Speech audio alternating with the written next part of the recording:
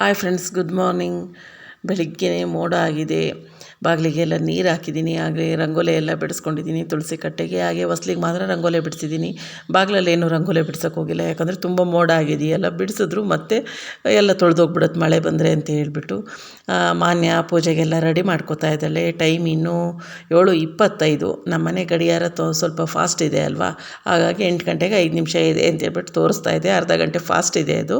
ಮಕ್ಕಳು ರೆಡಿ ಆಗಲ್ಲ ಅಂತ ಹೇಳ್ಬಿಟ್ಟು ಸ್ವಲ್ಪ ಫಾಸ್ಟ್ ಇಟ್ಟಿದ್ದೀವಿ. ಹಾಗೆ ಇವತ್ತು ತಿಂಡಿಗೆ ಅಂತ ಹೇಳ್ಬಿಟ್ಟು ದಿಢೀರ್ ದೋಸೆ ಮಾಡ್ಕೋತಾ ಇದ್ದೀನಿ. ಇದಕ್ಕೆ ಗೋಧಿ ಹಿಟ್ಟು ಹಾಗೆ ಅಕ್ಕಿ ಹಿಟ್ಟು, ಸ್ವಲ್ಪ ಮೊಸರು, ಉಪ್ಪು ಹಾಕ್ಕೊಂಡು ಚೆನ್ನಾಗಿ ಎಲ್ಲ ಮಿಕ್ಸ್ ಮಾಡಿಕೊಂಡು ದೋಸೆ ಬ್ಯಾಟರ್ ಅದಕ್ಕೆ ಎಷ್ಟು ನೀರು ಬೇಕೋ ಅಷ್ಟು ನೀರು ಸೇರಿಸ್ಕೊಂಡು ಕಲಿಸ್ಕೊಂಡಿದ್ದೀನಿ. ಹಾಗೆ ಇಲ್ಲಿ ಕೆಂಪು ಚಟ್ನಿ ಕೂಡ ಮಾಡಿಟ್ಕೊಂಡಿದ್ದೀನಿ ದೋಸೆಗೆ ಅಂತ ಹೇಳ್ಬಿಟ್ಟು. ಇಷ್ಟೆಲ್ಲ ರೆಡಿ ಮಾಡಿಟ್ಬಿಟ್ಟು ನಾನು ಪಾತ್ರೆ ಎಲ್ಲ ತೊಳೆಯೋಕೆ ಹೋಗಿದ್ದೆ. ಪಾತ್ರೆ ತೊಳ್ಕೊಂಡು ಬರೋ ಅಷ್ಟೊತ್ತಲ್ಲಿ ಮಾನಿನ ಪೂಜೆ ಎಲ್ಲ ಆಗಿತ್ತು.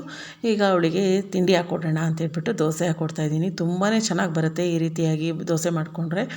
ದಿಢೀರ್ ದೋಸೆ ಅಂತಲೇ ಹೇಳ್ಬೋದು. ತುಂಬಾ ಕ್ರಿಸ್ಪಿಯಾಗಿ ಚೆನ್ನಾಗಿ ಬರುತ್ತೆ. ಹಾಗೆ ಸಾಫ್ಟಾಗಿ ಬೇಕಂತ ಹೇಳಿದ್ರೆ ಸೆಟ್ ದೋಸೆ ರೀತಿ ಆ ರೀತಿ ಕೂಡ ಹಾಕ್ಕೊಳ್ಬೋದು. ನಾನು ಸ್ವಲ್ಪ ಗರಿಯಾಗಿ ಹಾಕ್ಕೊಡ್ತಾಯಿದ್ದೀನಿ ಮಾನ್ಯನಿಗೆ ದೋಸೆ. ಹಾಗೆ ಚಟ್ನಿ ಹಾಕ್ಕೊಟ್ಟೆ. ಮಾನ್ಯ ಕೂಡ ಸ್ಕೂಲಿಗೆ ಎಲ್ಲ ರೆಡಿ ಆಗಿಬಿಟ್ಟು ತಿಂಡಿ ತಿಂತಾ ಇದ್ದಾಳೆ. ದೋಸೆ ಎಲ್ಲ ಮಾಡಿದ್ರೆ ಅವಳಿಗೆ ಖುಷಿ. ದೋಸೆ ಆದರೆ ತುಂಬ ಇಷ್ಟಪಟ್ಟು ತಿಂತಾಳೆ. ದೋಸೆ, ಇಡ್ಲಿ ಈ ರೀತಿಯಾದ ತಿಂಡಿಗಳಾದರೆ ಖುಷಿಯಾಗಿ ತಿಂತಾಳೆ. ದೋಸೆ ಕೂಡ ತುಂಬಾ ಚೆನ್ನಾಗಿ ಬರುತ್ತೆ ಈ ರೀತಿಯಾಗಿ ಮಾಡಿಕೊಂಡ್ರೆ. ಟೇಸ್ಟ್ ಕೂಡ ತುಂಬಾ ಚೆನ್ನಾಗಿರುತ್ತೆ. ಏನಪ್ಪ ತಿಂಡಿ ಮಾಡೋದು ಅಂತೇಳಿ ಒಂದೊಂದ್ಸರಿ ತಿಂಡಿ ಮಾಡೋಕ್ಕೆ ತಲೆನೇ ಓಡ್ತಿಲ್ಲ ಅಂತ ಹೇಳಿದಾಗ ಗೋಧಿ ಹಿಟ್ಟು, ಅಕ್ಕಿ ಹಿಟ್ಟು ಹೇಗೂ ಮನೆಯಲ್ಲಿರುತ್ತಲ್ವ, ಆರಾಮಾಗಿ ಮಾಡ್ಕೋಬೋದು ಈ ರೀತಿಯಾದ ದೋಸೆನ. ಬೆಳಗ್ಗೆ ಮತ್ತೆ ಯಾವುದೇ ರೀತಿ ವೀಡಿಯೋ ಮಾಡೋಕ್ಕೆ ಹೋಗಲಿಲ್ಲ ನಾನು. ಆಮೇಲೆ ನನ್ನದೇ ಆಗುತ್ತೆ ಕೆಲಸಗಳಿರ್ತವೆ ಅಂತ ಹೇಳ್ಬಿಟ್ಟು ಕೆಲಸ ಎಲ್ಲ ಮುಗಿಸ್ಕೊಂಡು ಸ್ವಲ್ಪ ರೆಸ್ಟ್ ಮಾಡಿದೆ. ಈಗ ಸಂಜೆ ಮಾನ್ಯ ಸ್ಕೂಲಿಂದ ಬಂದು ಟೋಸ್ಟ್ ಮಾಡ್ಕೊತೀನಿ ಅಂತೇಳಿ ಬ್ರೆಡ್ಡೆಲ್ಲ ತೊಗೊಂಡು ಬಂದಿದ್ವಲ್ಲ, ಹಾಗಾಗಿ ನಾನು ಗಾರ್ಲಿಕ್ ಬ್ರೆಡ್ ಮಾಡ್ಕೊಡ್ತೀನಿ ಅಂತೇಳಿ ಹೇಳಿದೆ. ಬಟರ್ ಇತ್ತಲ್ವಾ ಅಂತ ಹೇಳ್ಬಿಟ್ಟು ಅವಳು ಇಲ್ಲ ಬೇಡ ನಾನೇ ಮಾಡ್ಕೊತೀನಿ, ಟೋಸ್ಟ್ ಮಾಡ್ಕೊತೀನಿ ಅಂತ ಹೇಳ್ಬಿಟ್ಟು ಈ ಬೆಣ್ಣೆ ಹಾಕ್ಕೊಂಡು ಈರುಳ್ಳಿ ಎಲ್ಲ ಫ್ರೈ ಮಾಡ್ಕೋತಾ ಇದ್ದಾಳೆ ಚೆನ್ನಾಗಿ. ಸ್ವಲ್ಪ ಈರುಳ್ಳಿ ಹಾಗೆ ಸ್ವಲ್ಪ ಖಾರದ ಪುಡಿ ಹಾಕ್ಕೊಂಡು, ಈಗ ಸೋಯಾ ಸಾಸು, ಸ್ವಲ್ಪ ಚಿಲ್ಲಿ ಸಾಸು ಹಾಗೆ ಸ್ವಲ್ಪ ಟೊಮೆಟೊ ಕೆಚಪ್ಪು ಇದಿಷ್ಟನ್ನು ಸೇರಿಸ್ಕೊಂಡು ಚೆನ್ನಾಗಿ ಫ್ರೈ ಮಾಡಿಕೊಂಡು ಉಪ್ಪೆಲ್ಲ ಸೇರಿಸ್ಕೊಂಡ್ಬಿಟ್ರೆ ಟೋಸ್ಟಿಗೆ ಹಾಕೋದಕ್ಕೆ ಪಲ್ಯ ರೆಡಿ ಆಗುತ್ತೆ.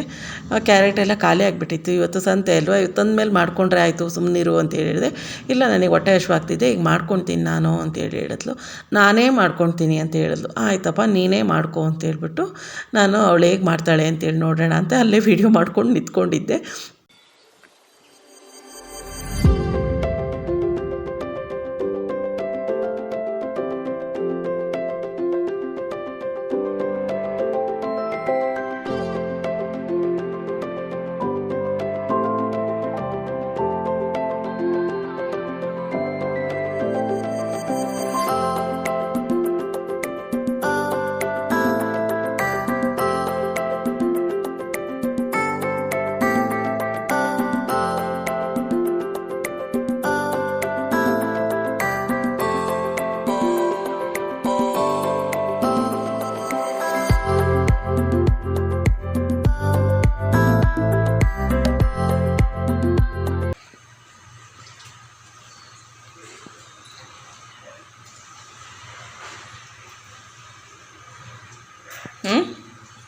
ಡ್ಯಾನ್ಸ್ ಮಾಡೋಕ್ಕೆ ಶುರು ಮಾಡಿದೆ.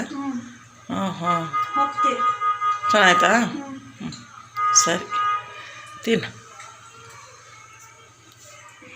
ಸ್ನ್ಯಾಕ್ಸ್ ಮಾಡೋ ಅಷ್ಟೊತ್ತಲ್ಲಿ ಸಿಕ್ಕಾಬಟ್ಟೆ ಆರನ್ ಸೌಂಡ್ ಕೇಳಿಸ್ತಾ ಇತ್ತು. ಯಾರಪ್ಪ ಇದು ಈ ಥರ ಮನೆ ಹತ್ರ ಬಂದು ಇರಿಟೇಟ್ ಮಾಡ್ತಾ ಇರೋದು ಅಂತ ಹೇಳಿ ವಿಡಿಯೋ ಕೈಯಲ್ಲಿ ಇಟ್ಕೊಂಡೇ ಹೋಗ್ಬಿಟ್ಟಿದ್ದೀನಿ. ಸಿಟ್ಟು ಬಂದು ಹಂಗೆ ಹಾರ ನೋಡಿತಾಯಿದ್ರು. ಆಮೇಲೆ ಹೋಗಿ ನೋಡ್ತೀನಿ ಇವರು ನಮ್ಮ ಮನೆಯವರು ಯಾವಾಗಲೂ ಗಾಡಿನ ಅಲ್ಲೇ ಕಾರ್ ಹತ್ರನೇ ನಿಲ್ಲಿಸ್ಬಿಟ್ಟು ಸಂತೆ ಬ್ಯಾಗ್ ತೊಗೊಂಡು ಬರೋರು. ಇವತ್ತು ಇಲ್ಲಿ ಮನೆ ಹತ್ರ ಬ್ಯಾಗ್ ಸ್ವಲ್ಪ ಈರುಳ್ಳಿ ಬೆಳ್ಳುಳ್ಳಿ ಎಲ್ಲ ಇತ್ತು, ಬ್ಯಾಗ್ಗಳು 2-3 ಬ್ಯಾಗ್ ಇತ್ತು ಅಂತ ಹೇಳ್ಬಿಟ್ಟು ಬಂದು ಗಾಡಿ ತೊಗೊಂಡು ಇಲ್ಲೇ ಬಂದು ಹಾರ ನೋಡಿದ ತಕ್ಷಣ ನನಗೆ ಸಿಟ್ಟು ಬಂದು, ಅದಕ್ಕೆ ನೀವೇ ಇದಕ್ಕೆ ಏನು ಹಾರ ನೋಡಿತಿದ್ರಿ, ಹಂಗೆ ಕೂಗಿದ್ರೆ ಬರ್ತಿರ್ಲಿಲ್ಲ ಅಂತ ಹೇಳಿದೆ. ಹಾರ ನೋಡಿದ್ರೆ ನೀವು ಹೊರಗೆ ಬರೋದು, ಕೂಗಿದ್ರೆ ಬರಲ್ವಲ್ಲ ಅಂತೇಳಿ ಅದಕ್ಕೆ ಹಾರ ನೋಡಿದೆ ಅಂತೇಳ್ಬಿಟ್ಟು ಗಾಡಿ ತೊಗೊಂಡೋಗಿ ಅಲ್ಲಿ ನಿಲ್ಲಿಸ್ಬಿಟ್ಟು ಬರ್ತೀನಿ ಅಂತೇಳಿ ಹೋದರು. ನಾವು ಇಂಥ ತರಕಾರಿ ಆಗಿ ಖಾರ ಮಂಡಕ್ಕಿ, ಈರುಳ್ಳಿ, ಬೆಳ್ಳುಳ್ಳಿ ಎಲ್ಲ ತೊಗೊಂಡು ಬಂದಿದ್ರು. ಇನ್ನು ತರಕಾರಿ ಎಲ್ಲ ಬೇರೆ ಬೇರೆ ಮಾಡಿ ಸಪ್ರೇಟ್ ಮಾಡಿ ತೆಗ್ದಿಟ್ಬಿಡೋಣ ಅಂತ ಹೇಳ್ಬಿಟ್ಟು ಎಲ್ಲ ತೆಗ್ದಿಟ್ಕೋತಾ ಇದ್ದೀನಿ. ಸೊಪ್ಪು ಹಾಗೆ ತರಕಾರಿ, ಬೀನ್ಸು, ಮೂಲಂಗಿ, ಕ್ಯಾರೆಟು ಎಲ್ಲ ತೊಗೊಂಡು ಬಂದಿದ್ದಾರೆ. ಮೂಲಂಗಿ ತರದಲ್ಲೇ ಸುಮಾರು ದಿನ ಆಗಿತ್ತು. ಇವತ್ತು ಮೂಲಂಗಿ ತೊಗೊಂಡು ಬಂದಿದ್ದಾರೆ. ಶೀತದಲ್ಲಿ ಮೂಲಂಗಿ ಅಂತ ಹೇಳಿದ್ರೆ ಸ್ವಲ್ಪ ಬೇಜಾರಾಗುತ್ತೆ ಮಳೆ ಬರ್ತಾಯಿದ್ರೆ. ಮಳೆ ಇಲ್ಲ ಅಂತ ಹೇಳಿದ್ರೆ ಮೂಲಂಗಿ ತಿನ್ನೋಕ್ಕೆ ಏನಷ್ಟು ಬೇಜಾರಾಗಲ್ಲ. ಮಳೆಗಾಲದಲ್ಲಿ ಮೂಲಂಗಿ ಅಂತ ಹೇಳಿದ್ರೆ ಸ್ವಲ್ಪ ಬೇಜಾರಂತ ಅನಿಸುತ್ತೆ. ಆದರೆ ನಾಟಿ ಮೂಲಂಗಿ ಅಂತೆ ಫ್ರೆಶ್ ಆಗಿ ಯಾರೋ ಅವಾಗಿನೂ ಕುಯ್ಕೊಂಡು ಬಂದು ಮಾರ್ತಾಯಿದ್ರು. ಅದಕ್ಕೆ ತಗೊಂಡು ಬಂದೆ ಅಂತೇಳಿ ಹೇಳ್ತಾಯಿದ್ರು. ತರಕಾರಿ ಎಲ್ಲ ತೆಗೆದಿಟ್ಬಿಟ್ಟು ಕಾಫಿ ಮಾಡಿಕೊಂಡೆ. ಹಾಗೆ ಖಾರ ಮಂಡಕ್ಕಿ ಕೂಡ ಹಾಕಿ ಇಟ್ಕೊಂಡಿದ್ದೀನಿ. ಖಾರ ಮಂಡಕ್ಕಿ ಇನ್ನೇನು ತಂದೆ ತರ್ತಾರೆ, ವಾರಕ್ಕೊಂದು ಸರಿ ಅಂತೂ ಇದ್ದೇ ಇರುತ್ತೆ ಖಾರ ಮಂಡಕ್ಕಿ. ಒಂದು ಸರಿ ತೊಗೊಂಡು ಬಂದರೆ ನಾವು ಒಂದು 3ರಿಂದ 4 ಸರಿ ತಿನ್ಬೋದು ಖಾರ ಮಂಡಕ್ಕಿ, ಅಷ್ಟು ಖಾರ ಮಂಡಕ್ಕಿ ಇರುತ್ತೆ.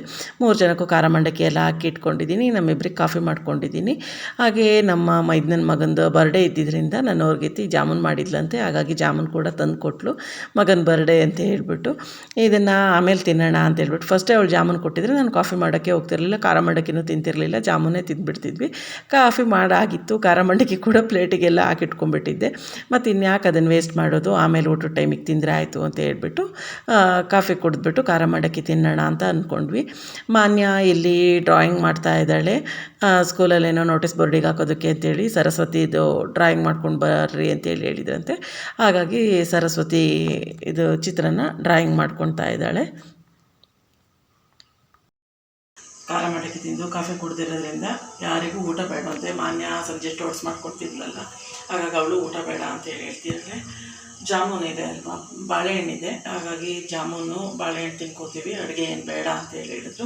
ಹಾಗಾಗಿ ಸ್ವಲ್ಪ ಬೆಣ್ಣೆ ಇದೆ, ಮೊನ್ನೆ ಬೆಣ್ಣೆ ತೆಗ್ದಿದ್ನಲ್ವ, ಬೆಣ್ಣೆ ಕಾಯಿಸಿರಲಿಲ್ಲ, ಫ್ರಿಜ್ಜಲ್ಲಿ ಇಟ್ಟಿದ್ದೆ. ಯಾಕಂತ ಹೇಳಿದ್ರೆ ಅವತ್ತು ನಾನ್ ವೆಜ್ ಎಲ್ಲ ಮಾಡಿದ್ವಲ್ವ, ಮತ್ತು ದೇವರಿಗೆ ತುಪ್ಪ ದೀಪ ಹಚ್ಚೋದಕ್ಕೆ, ಹಾಗೆ ತುಪ್ಪದ ಬತ್ತಿ ನೆನೆಸೋದಕ್ಕೆ ಎಲ್ಲ ತುಪ್ಪ ತಗೊತೀನಿ. ಮತ್ತು ನಾನ್ ವೆಜ್ ಇದ್ದಾಗ ಅದೇ ಸ್ಟವ್ ಮೇಲೆ ತುಪ್ಪ ಕಾಯಿಸೋದು ಬೇಡ ಅಂತ ಹೇಳ್ಬಿಟ್ಟು ಫ್ರಿಜ್ಜಲ್ಲಿ ಇಟ್ಟಿದ್ದೆ. ಇವತ್ತು ಎಲ್ಲ ನಾನ್ ವೆಜ್ ಎಲ್ಲ ಖಾಲಿ ಆಯಿತು, ಮೊಟ್ಟೆ ಗಿಟ್ಟೆ ಎಲ್ಲದೂ ಖಾಲಿ ಆಯಿತು. ಹಾಗೆ ಸ್ಟವ್ ಎಲ್ಲ ಬೆಳಗ್ಗೆ ಎಲ್ಲ ಕ್ಲೀನ್ ಮಾಡಿ ಎಲ್ಲ ಇಟ್ಕೊಂಡಿದ್ನಲ್ಲ, ಈಗ ಅದಕ್ಕೆ ಸ್ವಲ್ಪ ತುಪ್ಪ ಕಾಯಿಸಿಟ್ಬಿಡೋಣ ಅಂತ ಮಧ್ಯಾಹ್ನನೇ ಫ್ರಿಜ್ಜಿಂದ ತೆಗೆದಿಟ್ಟಿದ್ದೆ ಬೆಣ್ಣೆ. ಹಾಗಾಗಿ ಸ್ವಲ್ಪ ತುಪ್ಪ ಕಾಯಿಸಿಟ್ಕೊಂಡ್ಬಿಡ್ತೀನಿ.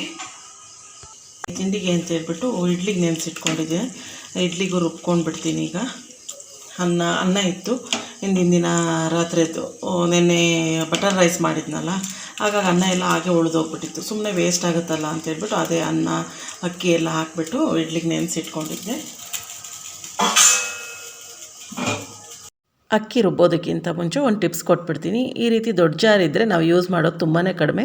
ಅಕ್ಕಿ ರುಬ್ಬಿಡ್ತೀವಿ, ಹಾಗೇ ಇಟ್ಟಿರ್ತೀವಲ್ವ, ಅದು ಸ್ವಲ್ಪ ಸ್ಮೆಲ್ ಬಂದಾಗ ಆಗಿಬಿಟ್ಟಿರುತ್ತೆ. ಹಾಗಾಗಿ ಅದಕ್ಕೆ ಒಂದು ಲೋಟದಷ್ಟು ನೀರು ಹಾಕ್ಕೊಂಡು ಒಂದು ನಿಮಿಷ ಮಿಕ್ಸಿನ ಗ್ರೈಂಡ್ ಮಾಡಿಬಿಟ್ರೆ, ಒಂದು 30ರಿಂದ 40 ಸೆಕೆಂಡ್ ಸಾಕು, 1 ನಿಮಿಷನೂ ಬೇಡ. ಗ್ರೈಂಡ್ ಮಾಡಿಬಿಟ್ರೆ ಅದರಲ್ಲಿ ಸ್ವಲ್ಪ ಏನಾದ್ರು ಫಂಗಸ್ ಏನಾದ್ರು ಈ ರೀತಿ ಎಲ್ಲ ಆಗಿತ್ತು ಅಂತ ಹೇಳಿದ್ರೆ ಎಲ್ಲ ಬಿಟ್ಕೊಂಡು ಬರುತ್ತೆ. ನೋಡ್ತಾ ಇದ್ದೀರಲ್ವ ನೀರು ಎಷ್ಟು ಗಲೀಜಾಗಿದೆ ಅಂತ, ಎಷ್ಟು ಫ್ರೆಶ್ ವಾಟರ್ ಹಾಕ್ಕೊಂಡಿದ್ದೆ. ಈ ರೀತಿ ಬರೀ ನೀರು ಹಾಕ್ಕೊಂಡು ಒಂದು 2 ಸರಿ ಮಿಕ್ಸಿ ಜಾರನ್ನು ಗ್ರೈಂಡ್ ಮಾಡಿಕೊಂಡು ಆಮೇಲೆ ನೀಟಾಗಿ ವಾಶ್ ಮಾಡಿಕೊಂಡು ಅಕ್ಕಿನ ರುಬ್ಕೊಳ್ಳೋದಕ್ಕೆ ಬಳಸ್ಕೊಳ್ಳಿ. ಮಿಕ್ಸಿ ಜಾರನ್ನು ನಾವು ಎಷ್ಟೇ ನೀಟಾಗಿ ತೊಳೆದಿದ್ರು ಅಷ್ಟೇ, ಯಾವುದನ್ನೇ ಆಗಲಿ ಮಿಕ್ಸಿ ನೀವು ಒಂದು ಸರಿ ಬರೀ ನೀರು ಹಾಕ್ಬಿಟ್ಟು ಗ್ರೈಂಡ್ ಮಾಡಿ ನೋಡಿ, ಅದರಲ್ಲಿ ಕೊಳೆ ಹಾಗೆ ಫಂಗಸ್ ಎಲ್ಲ ಇರುತ್ತಲ್ವ, ಅದೆಲ್ಲ ಬಂದೇ ಬರುತ್ತೆ. ಆಮೇಲೆ ಸ್ವಲ್ಪ ನೀರು ಹಾಕ್ಕೊಂಡು ವಾಶ್ ಮಾಡಿಕೊಂಡು ನೀವು ರುಬ್ಬೋದಕ್ಕೆ ಬಳಸ್ಕೊಳ್ಬೋದು. ಈಗ ಅಕ್ಕಿ ಉದ್ದಿನಬೇಳೆ ಎಲ್ಲ ನೆನೆಸಿಟ್ಕೊಂಡಿದ್ದೆ, ಅನ್ನನೂ ಕೂಡ ಅದ್ರ ಜೊತೆನೇ ಹಾಕ್ಕೊಂಡಿದ್ದೀನಿ.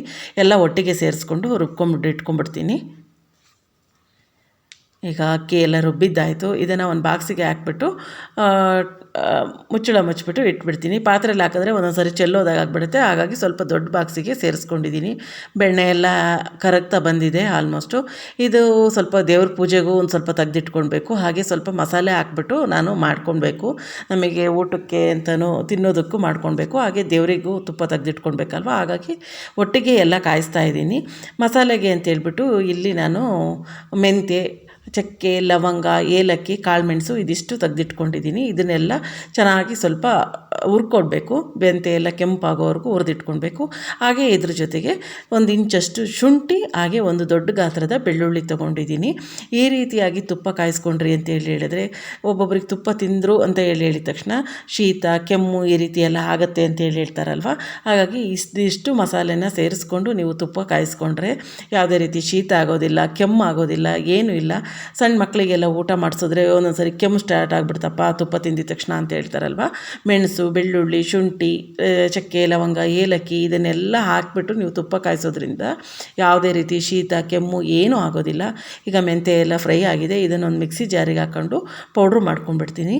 ಪೌಡ್ರ್ ಯಾವ ರೀತಿ ಇರಬೇಕು ಅಂತ ಹೇಳಿದ್ರೆ, ಫುಲ್ಲು ಫೈನ್ ಪೌಡ್ರು ಆಗಬಾರ್ದು, ಹಾಗೆ ಫುಲ್ಲು ತರಿಯಾಗೂ ಇರಬಾರ್ದು. ಈ ರವೆ ಎಲ್ಲ ಸಿಗುತ್ತಲ್ವ, ಚಿರೋಟಿ ರವೆ, ಆ ರೀತಿ ಆದರೆ ಸಾಕು ಈ ಪೌಡ್ರು. ಈ ಪೌಡ್ರನ್ನ ಒಂದು ಸೈಡಲ್ಲಿ ತೆಗೆದಿಟ್ಟು ತೆಗೆದಿಟ್ಬಿಡ್ತೀನಿ. ಈಗ ತುಪ್ಪ ಎಲ್ಲ ಆಲ್ಮೋಸ್ಟ್ ಆಗ್ತಾ ಬಂದಿದೆ, ನೋಡ್ತಾ ಇರ್ಬೋದು. ಎಲ್ಲ ಏನು ನಾವು ಬೆಣ್ಣೆ ಹಾಕ್ಕೊಂಡಿದ್ವಿ ಅದರ ಅಂಶ ಎಲ್ಲ ಹೋಗ್ಬಿಟ್ಟು ನೀರಿನ ಅಂಶ, ತುಪ್ಪ ಎಲ್ಲ ರೆಡಿಯಾಗಿದೆ. ಈಗ ಫಸ್ಟು ನಾನು ಇದನ್ನು ದೇವ್ರ ಪೂಜೆಗೆ ಎಷ್ಟು ಬೇಕಷ್ಟು ಒಂದು ಬಾಕ್ಸಿಗೆ ತೆಗೆದಿಟ್ಕೊಂಡ್ಬಿಡ್ತೀನಿ. ತುಪ್ಪದ ಬತ್ತಿ ಎಲ್ಲ ನಾನು ನೆನೆಸಿಟ್ಬಿಡ್ತೀನಿ ತುಪ್ಪದಲ್ಲೇ. ಹಾಗಾಗಿ ತುಪ್ಪ ಕಾಯಿಸಿದಾಗೆಲ್ಲ ಪ್ರತಿ ಸಲ ಸ್ವಲ್ಪ ದೇವ್ರ ಪೂಜೆಗೆ ತುಪ್ಪದ ದೀಪ ಹಚ್ಚೋಕ್ಕೆ ಹಾಗೆ ತುಪ್ಪದ ಬತ್ತಿ ನೆನೆಸೋಕ್ಕೆ ಅಂತ ಹೇಳ್ಬಿಟ್ಟು ಒಂದಿಷ್ಟು ತುಪ್ಪನ ತೆಗೆದಿಟ್ಕೊಂಡ್ಬಿಡ್ತೀನಿ. ಇನ್ನು ಉಳಿದಿರೋ ಅಂಥ ತುಪ್ಪಕ್ಕೆ ನಾನೀಗ ಏನು ಪೌಡ್ರ್ ಮಾಡಿಟ್ಕೊಂಡಿದ್ದೆ ಮೆಂತ್ಯ ಪೌಡ್ರು ಅದನ್ನೆಲ್ಲ ಸೇರಿಸ್ಕೊತಿದ್ದೀನಿ. ಹಾಗೆ ಶುಂಠಿ ಬೆಳ್ಳುಳ್ಳಿ ತೊಗೊಂಡಿದ್ನಲ್ಲ ಅದನ್ನು ಕೂಡ ಚೆನ್ನಾಗಿ ಜಜ್ಜಿಬಿಟ್ಟು ಸೇರಿಸ್ಕೊತಿದ್ದೀನಿ. ಇದ್ರ ಜೊತೆ ಒಂದು ಪಿಂಚ್ ಅರಿಶಿನ ಪುಡಿ ಸೇರಿಸ್ಕೊತಿದ್ದೀನಿ. ಹಾಗೆ ಸ್ವಲ್ಪ ಉಪ್ಪು ಸೇರಿಸ್ಕೊತಿದ್ದೀನಿ. ಇದಿಷ್ಟು ಹಾಕ್ಕೊಂಡು ಮಾಡಿಕೊಂಡ್ರೆ ಮಸಾಲ ತುಪ್ಪ ನಮಗೆ ಸೂಪರಾಗಿ ರೆಡಿ ಆಗುತ್ತೆ. ನಾನು ಇದೇ ರೀತಿ ಮಾಡಿ ನೀವು ಕೂಡ ಅಂತ ಹೇಳಿ ತೋರಿಸ್ತಿರೋದಲ್ಲ, ನಮ್ಮ ಮನೇಲಿ ನಾವು ಯಾವ ರೀತಿ ಮಾಡ್ತೀವಿ ತುಪ್ಪ ಅಂತೇಳ್ಬಿಟ್ಟು ತೋರಿಸ್ತಾ ಇದ್ದೀನಿ. ಅಜ್ಜಿ ಅಮ್ಮ ಅವರೆಲ್ಲ ಇದೇ ರೀತಿಯೇ ಮಾಡ್ತಾಯಿದ್ದಿದ್ದು ತುಪ್ಪ ಸ್ಮೆಲ್ಲು ಅಂತೂ ಸಖತ್ತಾಗಿರುತ್ತೆ. ಈ ರೀತಿಯಾಗಿ ನೀವು ನಾನು ಈಗ ತೋರಿಸಿದ್ನಲ್ಲ ಆ ಇಂಗ್ರೀಡಿಯೆಂಟ್ಸ್ ಎಲ್ಲ ಬಳಸ್ಕೊಂಡು ಮಾಡಿಕೊಂಡ್ರೆ. ಈಗ ತುಪ್ಪ ಎಲ್ಲ ಆಲ್ಮೋಸ್ಟ್ ಕುದೀತಾ ಈ ರೀತಿ ನೊರೆ ಬರ್ತಾಯಿದೆ. ಈ ಟೈಮಲ್ಲಿ ನಾನು ಇದಕ್ಕೆ ತುಳಸಿ ಸೊಪ್ಪು ಸೇರಿಸ್ಕೊತಾ ಇದ್ದೀನಿ. ಇದಕ್ಕೆ ವಿಳ್ಯದೆಲೆ ಕೂಡ ಹಾಕ್ಕೊಳ್ಬೋದು, ಅಥವಾ ನುಗ್ಗೆ ಸೊಪ್ಪು ಇದ್ದರೆ ನುಗ್ಗೆ ಸೊಪ್ಪು ಹಾಕ್ಕೊಳ್ಬೋದು. ವಿಳ್ಯದೆಲೆ ಖಾಲಿಯಾಗಿಬಿಟ್ಟಿತ್ತು, ಮನೆಯಲ್ಲಿ ಇರಲಿಲ್ಲ. ಹಾಗಾಗಿ ನಾನು ನುಗ್ಗೆ ಸೊಪ್ಪು ಕುಯ್ಕೊಂಡು ಬಂದಿಡೋದು ಮರ್ತೋಗ್ಬಿಡ್ತು. ಹಾಗಾಗಿ ತುಳಸಿ ಎಲೆನೇ ಸೇರಿಸ್ಕೊತಿದ್ದೀನಿ. ಚೆನ್ನಾಗಿ ವಾಶ್ ಮಾಡಿಕೊಂಡು ಸೇರಿಸ್ಕೊಂಡಿದ್ದೀನಿ. ಒಂದು 40ರಿಂದ 50 ಸೆಕೆಂಡಿಗೆ ತುಳಸಿ ಎಲೆ ಎಲ್ಲ ಈ ರೀತಿಯಾಗಿ ಚೆನ್ನಾಗಿ ಗರಿಗರಿಯಾಗಿ ರೆಡಿಯಾಗಿರುತ್ತೆ. ಕೊನೆಯದಾಗಿ ಇದಕ್ಕೆ ಒಂದು ಅರ್ಧ ಸ್ಪೂನಷ್ಟು ನೀರು ಸೇರಿಸ್ಕೊಂಡು ಸ್ಟವ್ ಫ್ಲೇಮನ್ನು ಆಫ್ ಮಾಡ್ಕೊಂಡ್ಬಿಡ್ತೀನಿ. ಯಾಕಂತ ಹೇಳಿದ್ರೆ ಇದೊಂದು ಟಿಪ್ಸು ನಿಮಗೆ, ಮರಳಾಗಿ ಬರಬೇಕು ತುಪ್ಪ ಅಂತ ಹೇಳಿದ್ರೆ ಒಂದು ಅರ್ಧ ಸ್ಪೂನಷ್ಟು ನೀರು ಅಥವಾ ಒಂದು ಅರ್ಧ ಸ್ಪೂನಷ್ಟು ಹಾಲು ಏನಾದರೂ ಹಾಕೋತಾರೆ. ನಾನು ನೀರನ್ನೇ ಸೇರಿಸ್ಕೋತೀನಿ. ನೀರು ಸೇರಿಸ್ಕೊಂಡು ಚೆನ್ನಾಗೆಲ್ಲ ಒಂದು ರೌಂಡ್ ಮಿಕ್ಸ್ ಮಾಡಿಕೊಂಡು ಬಿಟ್ಬಿಟ್ರೆ ಸೂಪರಾಗಿ ಮರಳಾಗಿ ರೆಡಿ ಆಗುತ್ತೆ ತುಪ್ಪ, ಚೆನ್ನಾಗಿರುತ್ತೆ. ಈಗ ಒಂದು 20 ನಿಮಿಷ ಆಗಿದೆ. ತುಪ್ಪ ಎಲ್ಲ ಆದಮೇಲೆ ಸ್ಟವ್ ಫ್ಲೇಮ್ ಆಫ್ ಮಾಡಿಕೊಂಡು ಒಂದು 20 ನಿಮಿಷ ಬಿಟ್ಬಿಟ್ಟಿದ್ದೀನಿ. ಸ್ವಲ್ಪ ತಣ್ಣಗಾಗಿದೆ. ತುಪ್ಪದಲ್ಲಿ ಹಾಕಿದ್ದಂಥ ತುಳಸಿ ಎಲೆನೆಲ್ಲ ತೆಗೆದಿಟ್ಕೊಂಡಿದ್ದೀನಿ. ಈಗ ಒಂದು ಗಾಜಿನ ಬಾಟ್ಲಿಗೆ ತುಪ್ಪನೆಲ್ಲ ಶೋಧಿಸಿಟ್ಕೋತಿದ್ದೀನಿ. ನೀವು ಪ್ಲಾಸ್ಟಿಕ್ ಬಾಟ್ಲಿಯಲ್ಲೊಂದು ಯೂಸ್ ಮಾಡಬೇಡಿ. ಗಾಜಿನ ಬಾಟ್ಲಿ ಅಥವಾ ಸ್ಟೀಲ್ ಬಾಕ್ಸ್ ಇದ್ದರೆ ಅದಕ್ಕೆ ತುಪ್ಪನ ಹಾಕಿಟ್ಕೊಳ್ಳಿ. ಹೊರಗಡೆ ಅಂಗಡಿಯಿಂದ ಕಲಬೆರಕೆ ತುಪ್ಪ ತಂದು ತಿನ್ನೋದಕ್ಕಿಂತ ಮನೆಯಲ್ಲೇ ಫ್ರೆಶ್ ಆಗಿ ತಗೊಳ್ಳೋ ಅಂಥ ಹಾಲಲ್ಲೇ ಒಂದಿಷ್ಟು ಕೆನೆ ಸ್ಟೋರ್ ಮಾಡಿಟ್ರೆ 15 ದಿನಕ್ಕೋ 20 ದಿನಕ್ಕೋ ಒಂದು ಸರಿ ಅದನ್ನು ನೀವು ಬೆಣ್ಣೆ ಮಾಡಿಕೊಂಡು ಈ ರೀತಿಯಾಗಿ ತುಪ್ಪ ಮಾಡಿಕೊಂಡ್ರೆ ಬೆಣ್ಣೆನೂ ಕೂಡ ಯೂಸ್ ಮಾಡ್ಕೊಳ್ಬೋದು, ಹಾಗೆ ತುಪ್ಪ ಕೂಡ ಯೂಸ್ ಮಾಡ್ಕೊಳ್ಬೋದು. ತುಂಬಾ ಟೇಸ್ಟಿಯಾಗಿರೋ ಆರ್ಗ್ಯಾನಿಕ್ ಆಗಿರೋ ತುಪ್ಪನ ಮನೆಯಲ್ಲೇ ಮಾಡ್ಕೊಳ್ಬೋದು. ಹೆಣ್ಮಕ್ಳು ಜಾಣ್ಮೆಯಿಂದ ಇದ್ವಿ ಅಂತ ಹೇಳಿದರೆ ಮನೆಯಲ್ಲಿ ಈ ರೀತಿಯಾಗಿ ಸಣ್ಣ ಪುಟ್ಟ ಉಳಿತಾಯ ಕೂಡ ಮಾಡ್ಕೊಳ್ಬೋದು. ತುಪ್ಪ ಯಾವ ರೀತಿಯಾಗಿತ್ತು ಏನು ಅಂತೇಳ್ಬಿಟ್ಟು ನಾಳಿನ ವಿಡಿಯೋದಲ್ಲಿ ಶೇರ್ ಮಾಡ್ಕೊತೀನಿ ನಾನು. ಇಲ್ಲಿಗೆ ಈ ವಿಡಿಯೋ ಕೂಡ ಎಂಡ್ ಮಾಡ್ತಾಯಿದ್ದೀನಿ. ಇಷ್ಟೊತ್ತರೆಗೂ ವಿಡಿಯೋ ವಾಚ್ ಮಾಡಿದ್ದಕ್ಕೆ ಥ್ಯಾಂಕ್ ಯು.